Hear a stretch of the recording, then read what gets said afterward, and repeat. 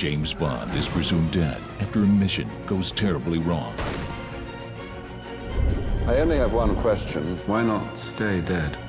There's no shame in saying you've lost a step. But when Emma's in peril, James resurfaces to rescue her and redeem himself. 007 reporting for duty. Where the hell have you been? We celebrate 50 years of 007 and Skyfall preview review. I'm Wright, Sean Wright, and we're here to talk about Bond. James Bond, right? I mean, you get it. You get what we're here to talk about. So why don't we talk about it? I'm joined by David, Felix Leiter, and Leah Galore. 007 is coming out with a new movie in November called Skyfall.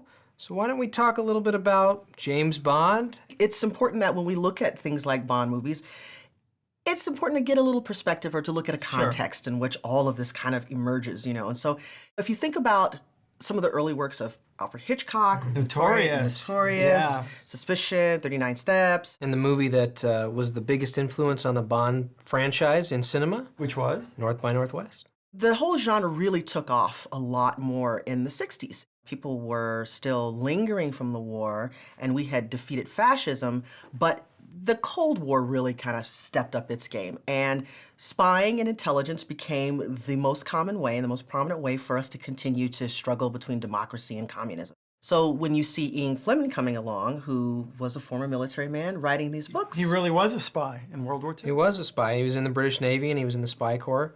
And he decided to write some novels. And of course they became huge. He actually had his own estate called GoldenEye, which became the name of one of the Bond pictures. And his first novel came out in April of 1953, and it was called Casino Royale. In the 50s, you had this very repressive, or I wouldn't say very repressive, but certainly a sexually repressive society. And then in the 60s, you had the sexual revolution, and James Bond's character was the perfect personification of that. Here was this suave, sophisticated, highly sexualized super spy. And we had never seen anything like that before, and we wanted to be like James Bond. And then as the 70s progressed and we became world travelers, the exotic locations that were in Bond movies actually became characters in the movies to reflect our tastes in traveling. And then, of course, finally in the 80s, in the time of Reagan And Thatcher. And conservatism and AIDS, we suddenly had a new Bond, Timothy Dalton. Poor Timothy Dalton. He only got to sleep with one woman per picture. Let's talk about the Bonds. We'll start off with, of course, the first, Sean Connery. The cinematic Bonds, yes. Well, it began in the 1960s, of course, with producers Harry Saltzman and Albert R. Cubby Broccoli, who got $1 million from United Artists. That was a lot of money. $1 million. $1 million. And they wanted to use a lot of that money on things other than the star. They liked the locations they wanted to go to and the gadgets, etc., that they wanted to spend all the money on. So they wanted someone who wasn't a big name. They talked about Cary Grant and Jimmy Stewart, but actually wound up going with Sean Connery. For me, Sean Connery represents or exemplifies, gosh, you know, the best that you could possibly imagine Bond being. He has a great mix of charm, charisma, wit, ruthlessness, physicality. Right. I mean, and you just believe him in all of those different scenarios that he's in. And so that meant that anybody coming after Sean Connery was going to have big shoes to fill. Then we moved on to George Lazenby. George Lazenby was in On Her Majesty's Secret Service. Actually, On Her Majesty's Secret Service is my favorite Bond movie. And I just think that it has an emotional resonance that the other ones don't. A lot of people just love Casino Royale. Casino Royale came out and had this new edge to it that everybody thought, wow, this is a brand new thing for Bond.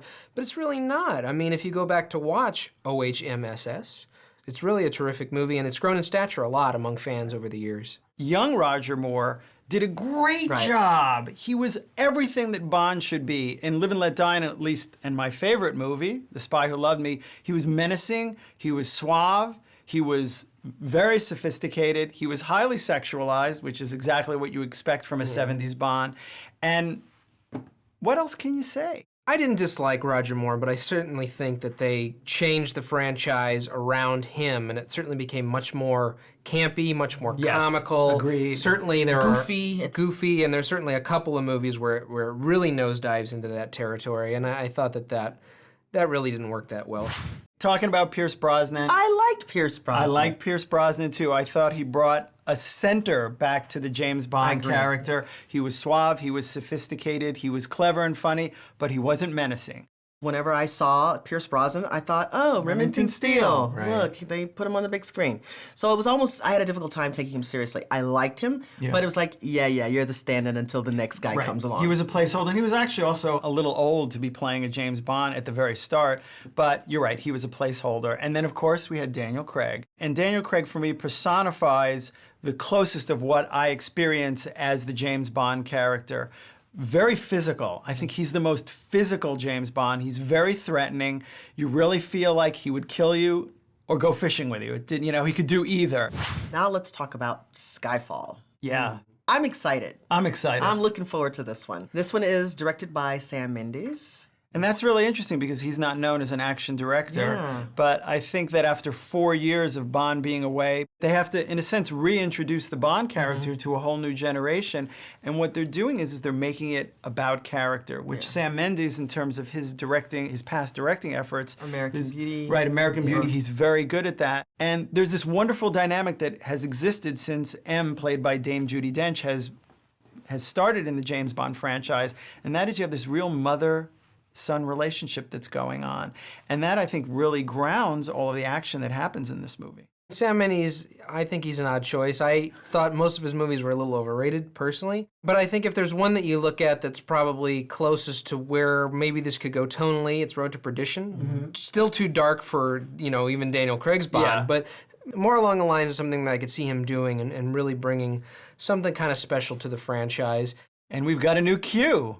I really liked that old guy, Desmond Llewellyn, as Q. Because he was a curmudgeon. He could barely tolerate James. He was so smart. He's the guy that knows everything, and he knows gadgets, and he's just kind of very narrow in his thinking about the world in that way, right?